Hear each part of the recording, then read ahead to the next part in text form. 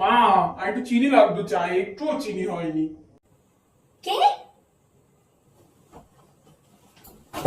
যখন বউ আসবে দেখবো কত ভালো রান্না করে খাওয়ায়। এখন মার খাবার তো মুখে নড়ছে না।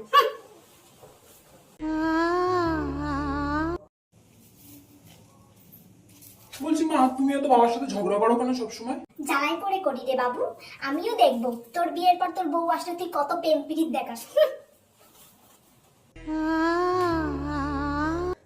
ও মা, চলো খেয়ে নেবে। চলো, মুখে জল নিয়ে। তা তুমি খাবে না তো? আমি খেয়ে নিলাম।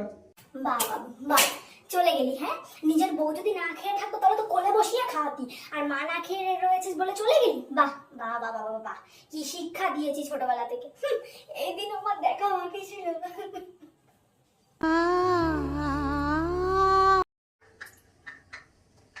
আমার আর ভাল লাগে না, এত লোক মরে আমি কেন মরি না কে জানে। সারাদিন এত খ্যাচখ্যাচ করো কেন তুমি?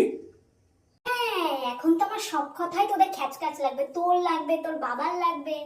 ভগবান, এত লোক মরে আমি কেন মরি না? আমাকে তুমি কেন নেও না ভগবান? এদের হাত থেকে নেও, আমি তাহলে মুক্তি পাবো।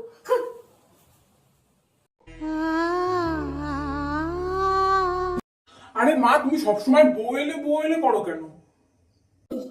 মুখে মুখে এখন তর্ক করছিস? বাহ, কি শিক্ষা পেয়েছিস। বোঝা হয়ে গেছে তোর বউ আসলে আমার এই বৃদ্ধাশ্রম দিতে তো দুদিনের সময় লাগবে না। হ্যাঁ ভগবান। চলেই যাবো, থাকবোই না।